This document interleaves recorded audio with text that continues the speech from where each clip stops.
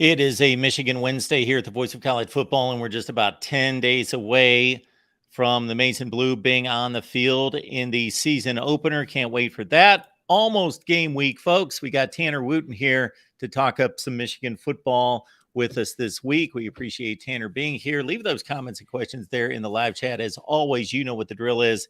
You ultimately produce the show, Wolverines Live, right here at the Voice of College Football. Tanner, how you doing today? I am doing great, sir. Thank you so much for having me. Very excited. Like you said, we're 10 days away. I live here in Ann Arbor, about 7 minutes from the stadium. And so, this morning we had to run some errands, my wife and I. We drove past the stadium, and it's just falls in the air. It was 60 degrees this morning, and best time of year. So very excited to talk some college football, and more importantly, very excited to watch some college football here in a few days. You can catch Tanner on Twitter. You see it right there, or X, I guess it is now. And then, of course, at Blue by 90. Just for people that aren't familiar, what's going on at Blue by 90? I mean, gosh, everything. We're trying to just build an audience.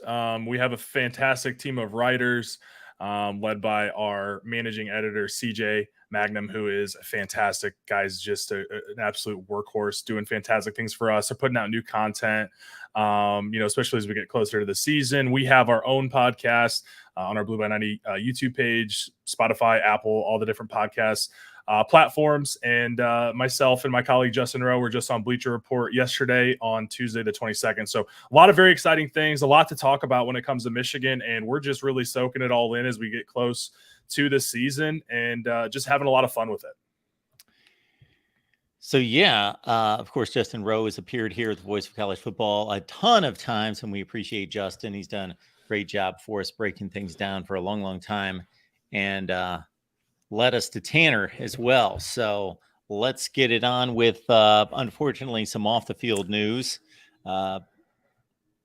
I lose track of time. It's been a few days since the latest in regards to his self-imposed game suspension for Jim Harbaugh that stands at 3 games. So what makes no sense to me here is that the NCAA and Michigan apparently negotiated at 4 games, and then the infractions committee stepped in to say, okay, this isn't necessarily going to fly. We're going to continue to investigate and wield our opinion and wield our ruling eventually. So I don't even know why any of that would have been public if there wasn't a final determination on what it would be. We all found out the day before Big Ten Media Days that Jim Harbaugh was going to be suspended for 4 games, and then it gets retracted. And now, the university basically did what has been the norm in this situation to try to get ahead of the situation, self-impose, try to show the remorse, and that the actions are going to be taken first and foremost by the athletic department, and then see where it goes from there. So what are your thoughts about, we could go a number of paths on this, but just your thoughts overall? Yeah, I mean, I think, I think a majority of kind of the public that follow college football understands the reason that was leaked the day before Big Ten Media Days. I don't think that was any sort of coincidence. I think you've seen a number of leaks from the side of the NCAA in Indianapolis with regards to this ongoing investigation. They even had a public statement around an ongoing investigation, breaking their own rules, might I add, letting us know that this was not about a cheeseburger. It seems like there are a lot of moving parts, obviously, with something as complex as this. I can tell you, just from a fan perspective, when it comes to this 3-game suspension, I think what Michigan is looking to do, and Jim Harbaugh here, is to ensure that, hey, look, if that suspension gets up to 6 games, Jim Harbaugh is not missing any Big Ten action, right? You missed the first 3 non-conference games of 2023. If the NCAA decides that 4 games is not sufficient and we have to do 3 in 2024, then we're looking at, hey, he's back for the Big Ten opener both times. The only thing about 2024 that may be a little bit tougher is that they welcome the Texas Longhorns to Ann Arbor week 2. Right. And so if Jim Harbaugh goes beyond a potential additional game or 2 in 24, he may not be on the sideline for one of the biggest non-conference games that Michigan's had probably in my lifetime. We'll see how Texas does this year, but that could be a loaded roster in 2024 for the Longhorns. So I think Michigan is just trying to get out in front of this, like you said, Mark. I don't know. There's a lot of shady things that happen in college football. Some of the infractions here for Michigan include, I believe, being on a Zoom, watching a workout for a recruit during the COVID pandemic, maybe in early 2020. I think there was some infractions that relate to having a off-field analyst coaching on-field during practice, which is a violation. And I think there are a number of guys that are on record from the Michigan program saying, hey, this analyst is doing a great job coaching me up, right? So unfortunately, I think that one's going to stick when it comes to what Michigan's wrongdoings are in this case. But also don't get it twisted. There's a lot of worse things happening at a lot of college football programs across America. So this, Michigan fans, not to say that it's a witch hunt, but it just feels a little like targeted. Which is frustrating when we all know what's happening across the sport at this moment. So not going to be a conspiracy theorist by any stretch. If Michigan broke the rules, you got to deal with it. You got to take your medicine. But, seeing some of the things out there, some of the rumors out there when it comes to some of the more recent developments in college football, it's a little disheartening to know that Michigan's kind of, dealing with a pretty large penalty here for some very minor violations. So that's kind of my take on it. I think we're all ready to move past this. I think the biggest question now is who's going to be coaching those first 3 games. You look at a guy like Sharon Moore, who's the offensive coordinator, O-line coach, been with Michigan for a majority of Harbaugh's tenure at this point, one of the best position coaches in America. Seems like the right fit. So that's the question that I think we all have now. I think that's where the curiosity is going to be for me as we get closer to September 2nd for Michigan's home game against East Carolina. But I think it's going to be good to move past this, really just play football and not talk about cheeseburgers in the NCAA and whatever penalties they decide to levy against the University of Michigan and Jim Harbaugh and his football program. Well, unless I'm missing something, let me bring a little common sense to the situation in that, okay, we all know what the situation was with the pandemic in regards to if you're dealing with rules that are applied for the health and safety of people, then whatever technology is available and can be used during the pandemic should be used during the pandemic. So unless it was violating a recruiting guideline that's in place regardless, pandemic or no pandemic, then that one makes no sense to me. Okay. In regards to the suspension itself and how costly it's going to be for this football team, the most obvious and recent comparison to make is that Urban Meyer was taken off the practice field, off campus, off the facility for 3 weeks. So not just 3 games, but 3 weeks. And that's a whole different deal rather than Harbaugh. I'm guessing as of midnight on Friday night every week, he's going to have no contact with the team. And then all day Saturday, coached by somebody else. And then bam, it's Sunday morning and he's back with the team. So, facing the 3 opponents that they are in the non-conference, I think we're all pretty comfortable with Michigan having a sizable point spread in their favor in those games. And then again, that was my initial reaction was, is this a 3-game suspension or is this a 3-week suspension? So he's going to be coaching the team during the week and have all that contact. It's a veteran coaching staff. Guys have been there for a couple of years at least, both the offensive and defensive coordinators. Do you have any preference there in terms of who they handed over to on Saturday? I would love to see. I think there's a few guys that really come to mind. I think you look at a guy, like I mentioned earlier, Sharon Moore, back-to-back Joe Moore award-winning offensive lines under his tutelage. The moment that he took over that O-line in 2021, I think it's very easy to forget for folks that, knew Michigan was not great in 2020, but it was bad. It was not good. And when he took over, switching from tight end coach to O-line coach, a position that he played in college at Oklahoma, but he had never coached that at this level. The last 2 years, the turnaround has been incredible. I think he's a rising star. I think he could have had a Power 5 job last year, but I think he's able to be a little bit more picky. I think he's able to, really find that next opportunity that's going to set him up for success. And I really think he could be a future head coach at Michigan down the line. He's a young guy in his 30s. And I think that's kind of where it starts for Michigan over these next 3 games of who's going to lead. The only problem with Sharon Moore, and it's not a problem with him, but it's that he is a full-time coordinator now, as well as the offensive line coach. There's a lot of duties there beyond being a head coach for 3 games. So I could see it being Sharon.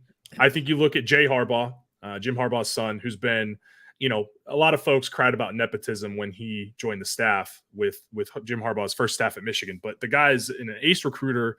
His position, the positions he coaches, because he's moved around a lot. He's coached special teams, he's coached safety, he's coached running backs, tight ends. The guy is a fantastic football coach. Not surprising with the last name Harbaugh. He worked with the Ravens. He's obviously worked with Michigan. He worked with Mike Riley at Oregon State before Riley left for Nebraska. Yeah, absolutely. So he's an up and coming. He's a Division I football coach in the Power 5 sooner than later. Another guy in his 30s. You also have Jesse Minter, second year as a defensive coordinator.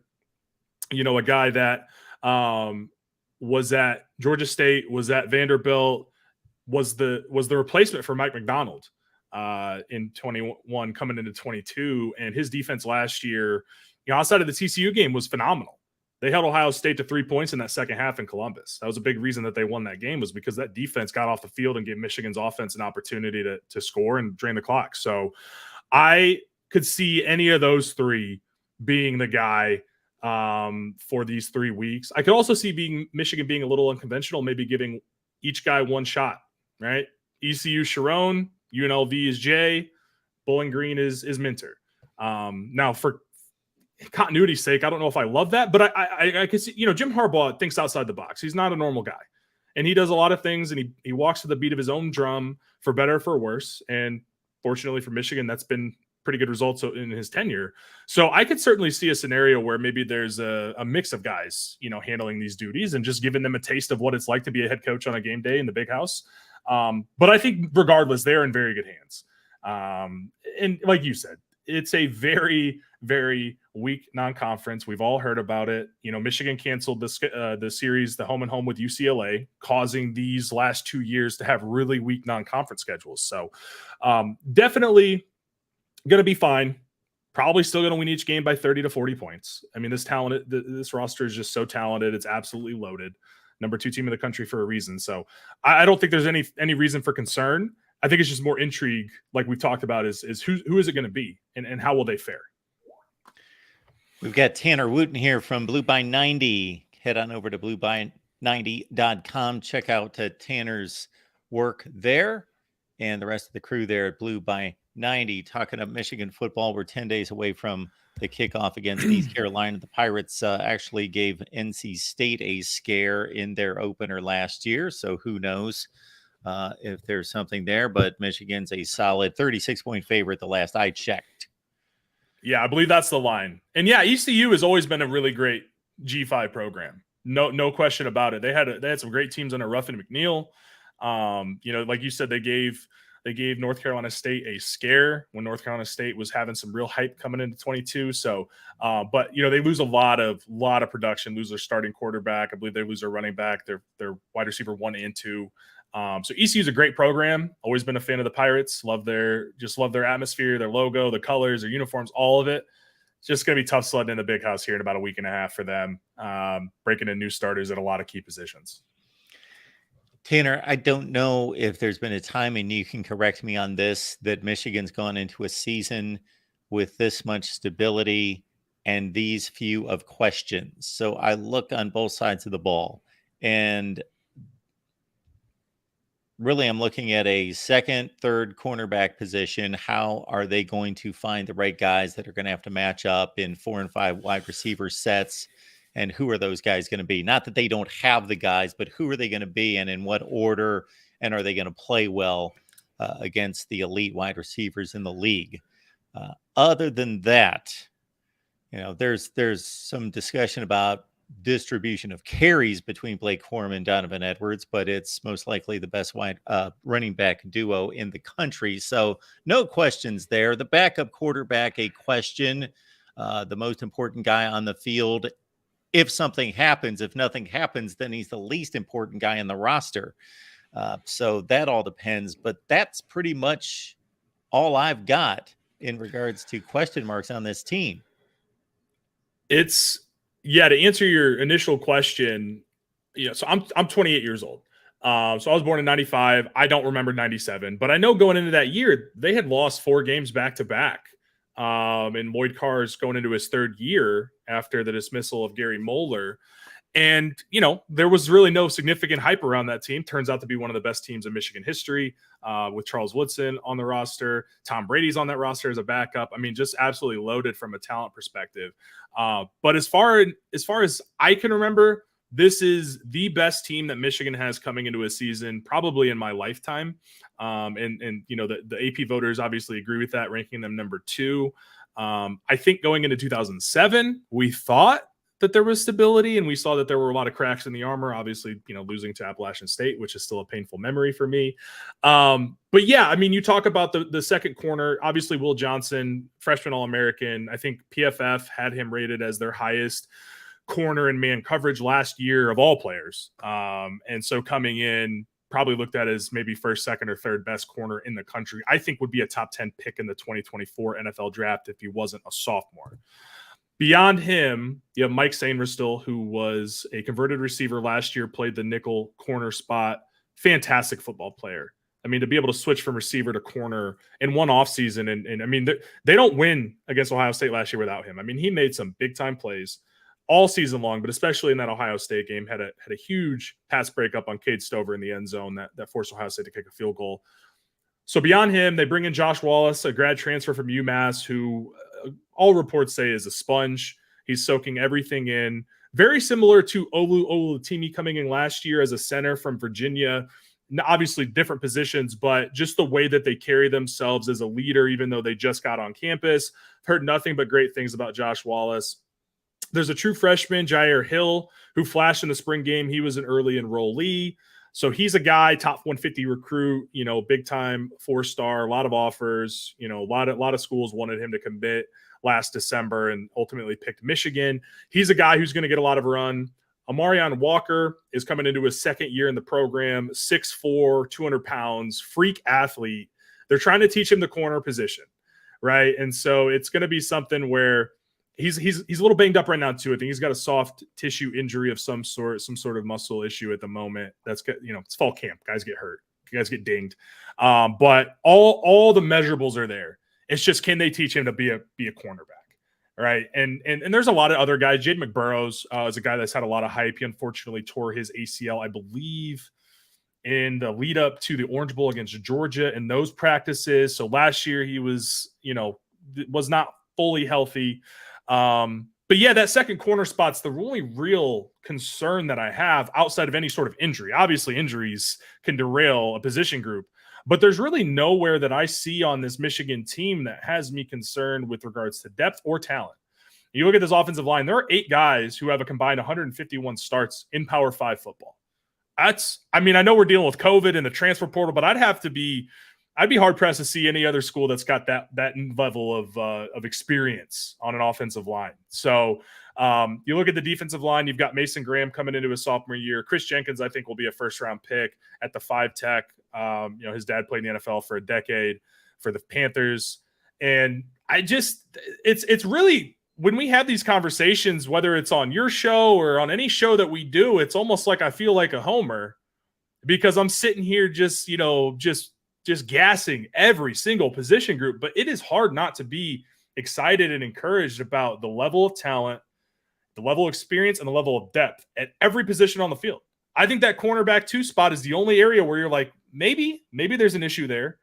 Even then, though, are you going to get better play or at least on par play from what they got last year at that spot? Obviously, DJ Turner was a second-round pick with the Bengals, but outside of DJ, Will Johnson was still working his way in as a true freshman towards the end, beginning of the middle parts of the season. So it's just, There's just guys everywhere, Mark. I don't really know what else to say, man. It's really, you try to be unbiased, but man, it's just talent everywhere. They're absolutely loaded. And there's reason to believe that the transfers coming in from Arizona State and Stanford are basically on par with the guys leaving. Yeah, I mean, Ladarius Henderson transfer out of Arizona State. He's a younger guy too for his class. I think when he got to Arizona State, he was starting as a true freshman at 17 years old. So he's a guy who's got a lot of experience. I believe he's only 21 years old, but he may be a fourth or fifth year guy. I mean, he was a third or fourth round pick, I think, projected in the 2023 draft. He is projected to be the left tackle. Now, Jim Harbaugh has mentioned Carson Barnhart's name, who has played a lot of football for Michigan in his, I think this is his fifth year in the program at this point. Played a lot of good football, maybe athletically limited with the upside, but a very sound guy, very technical. And he's played a lot of football across the line. He played right tackle. I think he's played some guard in there as well. But I think all of us kind of think Ladarius Henderson's going to be the guy at left tackle. Drake Nugent, center out of Stanford, similar to Olu Oluwatimi coming in last year, kind of a grad transfer 1 year stop, but a guy who's played a lot of football in the Pac-12. PFF had him as one of their top centers last year, very similar profile to Olu coming in last year, and we saw what that did to the offensive line. Just took them to that next level when it comes to being able to run the ball and the athleticism on that line. I mean, you saw Oluwatimi pulling.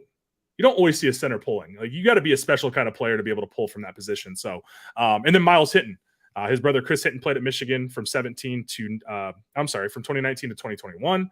So there are a lot of newcomers, and there are a lot of guys who've just been in Michigan's program. You look at a guy like Gio El Hadi, big-time four-star recruit from the state of Michigan. He's coming into his third year on campus now, and he started 2 games last year when Trevor Keegan was banged up and did great. I didn't notice him. That's a sign of a good offensive lineman. When you don't notice them, that means things are going well. So there's just so much talent. Obviously, Trevor Keegan, Zach Zinter are back. Both, I think Zach Zinter could potentially be a first-round pick and sneak into the late first rounds because he is a monster. Trevor Keegan may be more of a day 2 or day 3 pick, but I mean, just absolutely loaded on the offensive line position. And that's not even including some of the younger guys who are getting coached up, who are coming up through the program, getting in the strength and conditioning, and transforming their bodies to what it takes to be a Division I offensive lineman in the Big Ten. I mean, there's probably 15 guys that are going to be, very solid players at some point in their Michigan careers on this roster at this moment, or even at another school if they can't see the field at Michigan. So we've got some back and forth in the chat, pro-Michigan, a little anti-Michigan, and a little Notre Dame flavor. And you would think that actually that they were more rival of Ohio State than Michigan. What's been lost between the Notre Dame Michigan rivalry when we got Notre Dame fans in here downing and piling on Ohio State and not Michigan. That doesn't make any sense to me, but maybe that rivalry's been on pause for so long that if you're under the age of, 25, that it's a shame, Mark. I grew up in the Fort Wayne, Indiana area, which is where my mother's from, and my dad's from Michigan, which is where the Michigan fandom comes into play. But I grew up, my whole family, I come from a family with a lot of Catholic background, and Northern Indiana. Who else are you going to root for, right? So I always look forward to early September when Michigan and Notre Dame will get after it. It's a real shame that rivalry doesn't really exist right now. So maybe people have forgot. I grew up in the heat of it, right? In between Ann Arbor and South Bend, but it's one of the best in college football, and it's a shame that it's not on the schedule right now. Yeah, that was always a game growing up that I had to watch. Michigan, Notre Dame, must see, had to watch it regardless. I think the last time they played was when Michigan took them to the woodshed in 19, correct? It was. Yeah, that was the return game of the home and home. And, Michigan went to South Bend in 2018 and with Shea Patterson as their starting quarterback for the first time. And that offense just didn't really click. I mean, that was a good Michigan team that year. I mean, they went 10-3. They were top 4 most of the year after kind of rattling off some big wins, got smoked by Ohio State. But and then 2019, Michigan, returned the favor with a pretty big win in the Big House, in the rain, under the lights. Very, very satisfying win. And I love that that's the last game that those two teams have played. I will say that, Mark. That's a nice way for me to end that series for the time being, a little hiatus with the way that Michigan just took it to him. So, and I see Michael is clearing the air here as well. Yes, he is. So that does me good as a traditionalist, as a purist of the sport, to see that. Absolutely. Okay. Yeah. 45-14 comes to mind. It was a butt kicking that I did not see coming, because the Notre Dame team was a good Notre Dame team. Yeah, I think they won 10 games that year. I think they were, I want to say they were top 10, maybe top 5 at that point in the season in the rankings. And Michigan just got out to a big lead, and I'm sorry, not Tommy Reese, but Ian Book just couldn't get it going. I don't know. And they had a couple plays. I think one of their big tight ends had a touchdown, but otherwise it wasn't even really close. I think they scored late too to make it even closer than it was. I think it was 45-7 at one point, which, look, I got a lot of friends from Indiana. I was sending a lot of texts that night, Mark. It was a great time for me personally. So got to savor those times when they don't come around too often, when you can just completely annihilate a top 5 or 10 team in the country, and especially when they're a bitter rival. Absolutely. Yes, take advantage. Which brings me to kind of along the same lines. This is the first time I've run into Michigan fans who seem to be taking this game at the end of the year, and we're a long ways away from it. I typically stay away and go one game at a time, but we have Ohio State, Michigan back and forth in our chat, regardless of what the show is every day. But Michigan fans that actually are kind of marking that one down like it's going to be nothing. I don't know about that. I feel confident. I think there was a chat. I apologize. It's up a bit, but somebody mentioned the Ohio State tackles. That's a concern for them. Yeah. I really think that's a concern. Obviously, the skill positions are elite, especially on the offensive side of the ball. You know, you look at Marvin Harrison Jr., top 3 pick, in my opinion, probably the best player in college football. Last year, I would have given him the Heisman last year, to be completely honest. I think if you go by the best player in college football, I think he was that. I think he will be the best player in college football this year. Emeka Ibuka is potential top 10 pick. I do like Cade Stover's game a little bit. I think he can be a little too not trying to think of the right word. I would like him to be more physical from the tight end position, but I do think he's a very talented football player.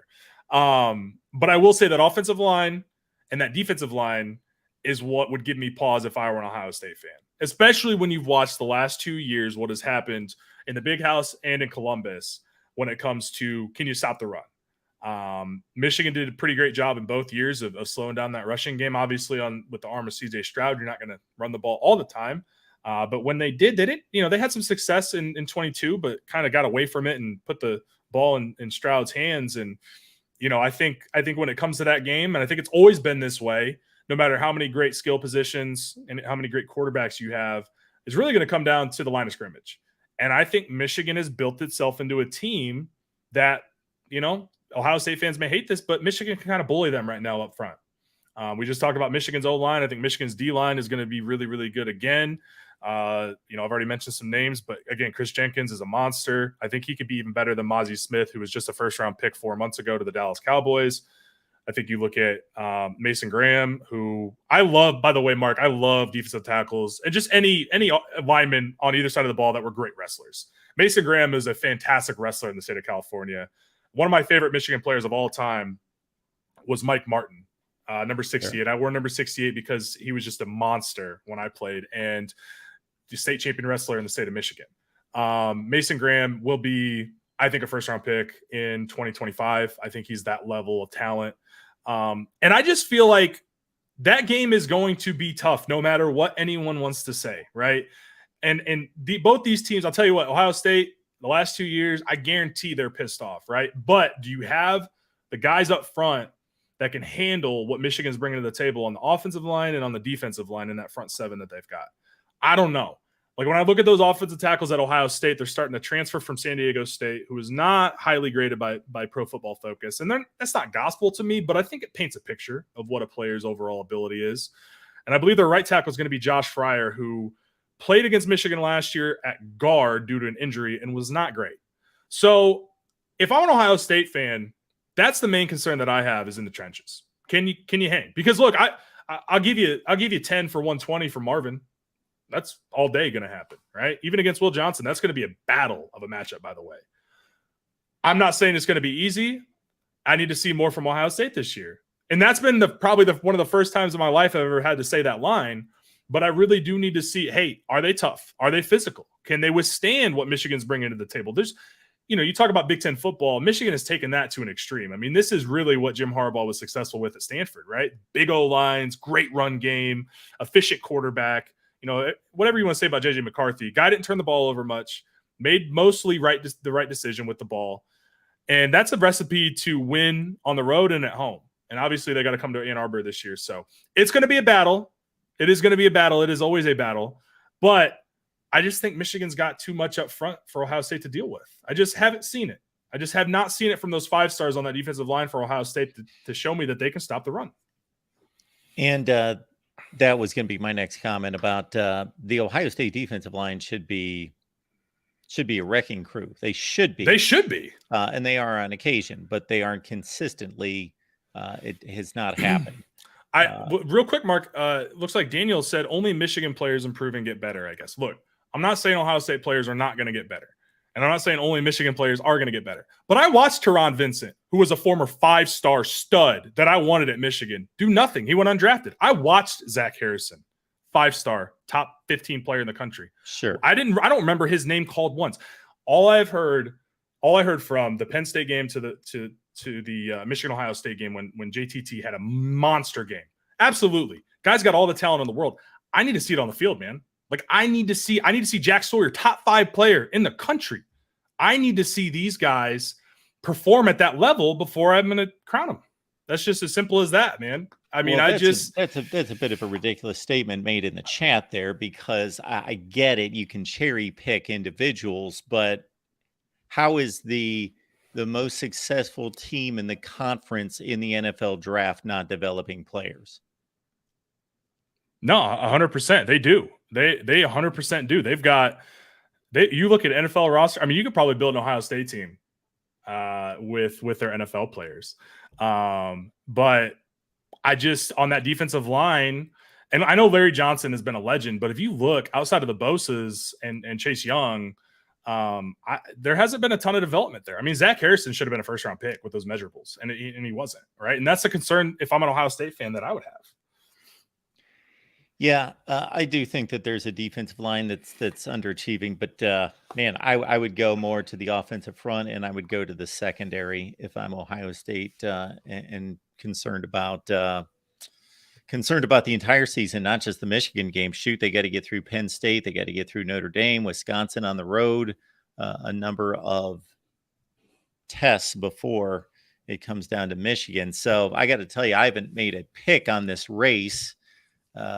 Because I got to say that when I just go to check boxes, most of those go in Michigan's direction. They're playing the game at home. They've got a lighter schedule beforehand. They have, again, stability everywhere. I don't have question marks about Michigan. I have got question marks about Ohio State at quarterback to a certain extent, although I don't take it to the degree that a lot of people do, because when have they not answered the question of a quarterback who's never thrown a pass before becoming the best player or the best quarterback in the league? But for me, it's more offensive line and it's defensive secondary, where their secondary play the last 3 years hasn't come close to what it was under Urban Meyer and before that. So way too many questions for Ohio State versus Michigan in my book, although I just think there is a top-end talent gap for Ohio State in Ohio State's favor. I think their NFL draft haul this next year, and I know Michigan's is going to be high as well, but the top end of it is going to be maybe unprecedented, at least by a Big Ten team. Yeah, I mean, I'm reading the comments. They're very great. I appreciate the Ohio State fans tuning in. Yeah, I mean, look, I'm not sitting here saying that Ohio State doesn't have a hell of a lot of talent on that roster, because they do. My point is can they stand up to Michigan's run game? in the offensive line, because they're going to get a lot of guys drafted. I mean, they do every year, right? I mean, you've got 2 top 10 picks at receiver.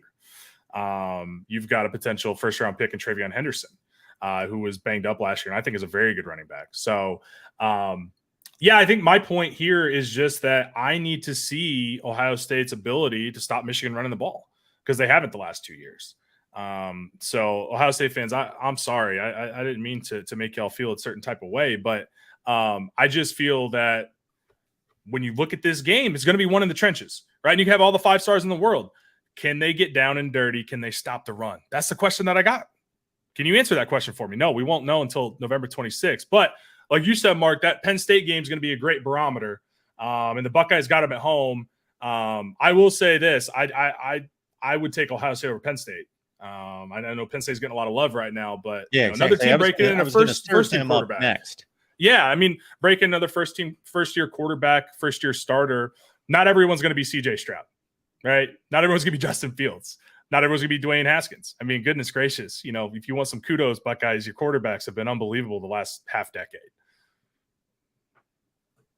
Yeah, so you bring up Penn State. I don't know that I've seen one top 10 team just completely now, save 2 years ago when Ohio State got pushed all over the field against Michigan. That was a different kind of game than what we saw last year in some ways, where Michigan on the ground did not, to my memory, did not fool Ohio State at all. And there were no gaping holes in the Ohio State defensive line. It wasn't like they missed assignments, like guys shot the wrong gap. They just got pushed down the field. They just got bullied down the field. It was like a scrum every play where they just got pushed 5 yards down the line scrimmage. I was going to relate that to Penn State and Michigan. And when Michigan put up some ridiculous amount of rushing yardage last year, 425 or whatever it was against Penn State, to see one top 10 team do that to another top 10 team, not just rout them on the scoreboard, but again, just physically whip them. I don't know what James Franklin does going into that matchup to say, your manhood was challenged last year and it didn't work out. We're going to challenge you again. Yeah, I mean, I was at that game last year, and it was close in the first half because Michigan shot themselves in the foot. Yeah. They had a pick 6. They couldn't convert in the red zone.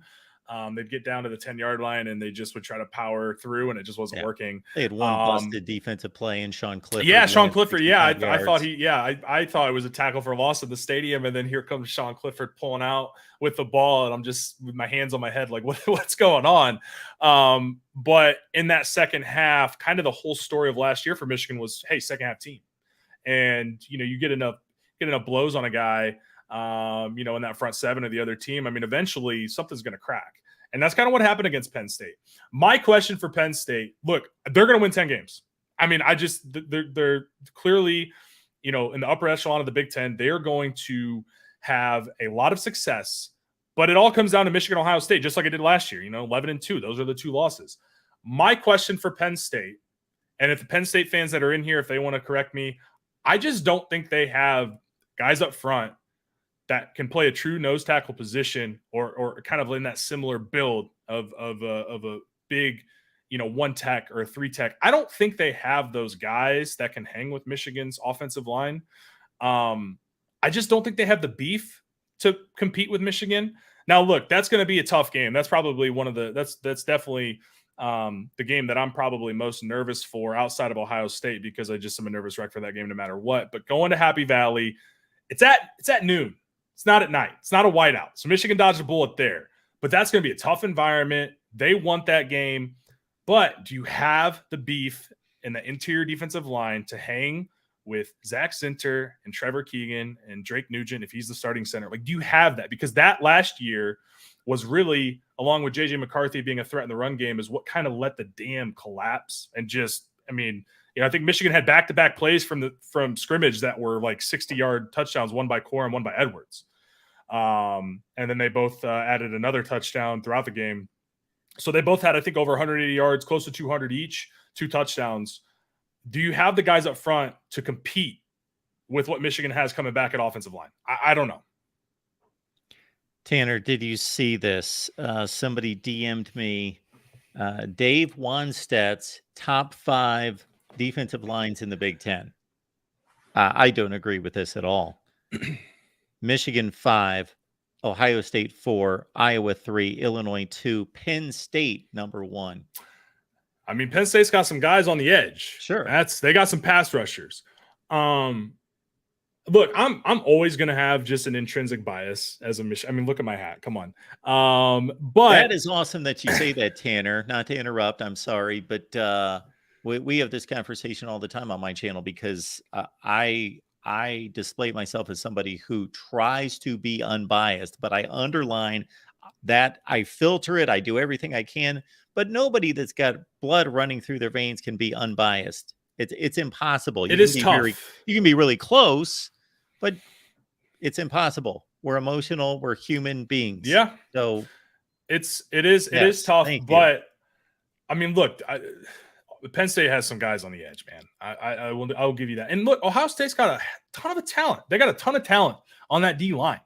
Now Michigan 5, I don't know. I think Chris Jenkins is an All-American caliber player. I'm sorry, I'm reading some of these chats. They're wild.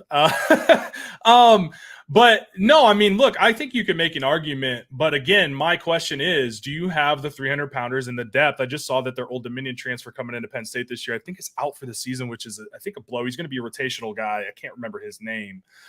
But do you have the ability to hang with Michigan's O-line? And I want to address real quick, sure. Michigan's O-line got beat multiple games last year. Illinois, TCU, Ohio State.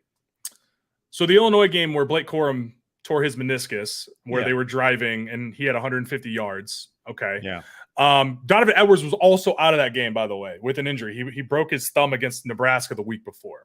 So look, and Illinois got was Illinois on that list? Where was Illinois? Number 2.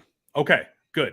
They got some guys. I say what you want about Brett Bielema, but that defense, I'm curious to see how they perform without Ryan Walters, but that front 7 last year was tough. Mm-hmm. Do not get it twisted.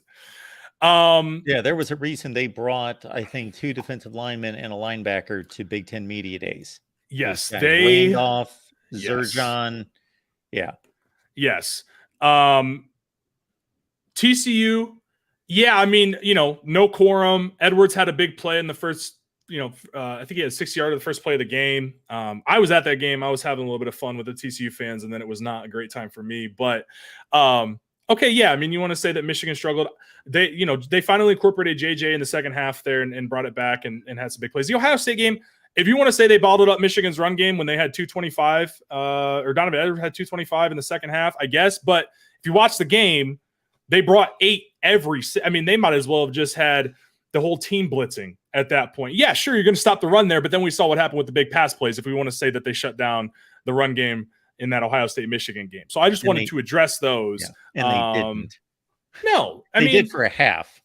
And then you saw Michigan hit the big plays. And look, I've watched these highlights, Mark, probably 100 times. This is my go-to cardio workout. Let me just pull up the Michigan-Ohio State. Who needs pre-workout when you can get Michigan-Ohio State on the phone on the elliptical machine? When you look at that game in particular, once Michigan hit a couple deep shots, I mean, the reason that Cornelius Johnson scored on that first touchdown on that little, hitch route, there's nobody back there. Once he beat the corner, once he beat Jack Sawyer's tackle, there was nobody back there. I mean, once they realized, JJ McCarthy can throw the ball, and they started to kind of peel off a little bit and play a little bit softer, that's when you started to get the chunk runs. When Michigan on, I think, their first drive of the second half, McCarthy had a 15-yard run. I want to say Edwards had a decent-sized run, and then they hit the 45-yard touchdown to the tight end over top to take the lead, which they would never relinquish for any Ohio State fans in here. So, yeah, I mean, if you want to make that statement, that's fine. But I mean, outside of Georgia, and I know there's some great offensive lines in the Big Ten, but you just look at the experience, what they've done on the field the last 2 years, you're really going to be hard-pressed to find, a better, more talented, more experienced offensive line. And that's why I'm confident that Michigan's going to be able to go into Happy Valley, run the ball, play good defense, and get out of there with a win. Now, that's going to be a tough game. Don't get me wrong. But, yeah, I mean, if you want to say that about Michigan's O-line, sure. You say that about Ohio State's offensive line. Ohio State didn't run the ball really well at all after the first drive. So, I mean, you can cherry pick stats all day if you want. Yeah, there's no way getting around 45-23. Now, we can massage it a little bit and say it was a closer game than that. And it was still in doubt with about 7 or 8 minutes, but you play 60 and Michigan was the better team with 7 or 8 minutes left. And they were definitely the best team the last 7 or 8 minutes, because then they just ran them out of the stadium. Yeah. Yeah. I don't think, look, I'm not going to come on here and say that's going to happen again. But I think Ohio State and Jim Knowles in particular is going to have to do some soul searching. I don't think you're going to be able to, if they try to come with that same, bring 7 every single down, maybe 8 on some downs in the big house that they did last year, I think it's going to go the same way. They're going to have to figure out a way to stop that run game without bringing the house. Like, if you bring the house and you stop the run, yeah, but then you have receivers flying downfield that were wide open for 75-yard touchdowns, right? So it's, I mean, that's kind of my point on that subject. But again, I understand Ohio State, Penn State, a lot of these Big Ten teams are very talented. I'm not trying to discredit them, but I just think Michigan right now with this experience is a notch above. And just like in 2024, I'll come on and say Michigan loses a lot, right? Like, this is kind of one of those last hurrah moments for Michigan this year with this loaded roster. And, I think that's why I think I'm so bullish on this team, is because it is that last dance. Good stuff out of Tanner Wooten. You can catch him and the rest of the crew there at Blue by 90. It's blueby90.com. There you see the Twitter handle as well. Tanner, we appreciate you stopping by, making the show go for us tonight. It was a good time, great breakdown, and I think you made some friends.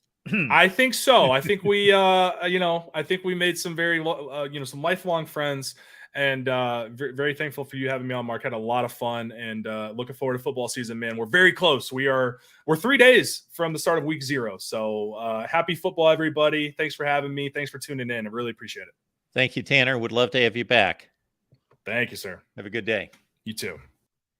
Again, that was Tanner Wooten from Blue by 90. You see all the handles on where to find him in Blue by 90, Twitter, and online. Want to remind everyone that we've got Florida State coming up at 6 o'clock Eastern time. I'm going to check out for just a few minutes, get set for that show. Again, it's Florida State live at 6 Eastern, and it's our Miami show at 7 o'clock Eastern time on the Miami channel with Cam Underwood from State of the U. Florida State features James Coleman, who played for Florida State at fullback for 3 years under Bobby Bowden. You got Renegade Report and, of course, Chris Frazier from Spear Addicts to spearhead our Florida State coverage at 6 p.m. Eastern time, Miami at 7. And then we're going to do our Big 12 predictions over on the national channel at 8:30 Eastern. We will see you then.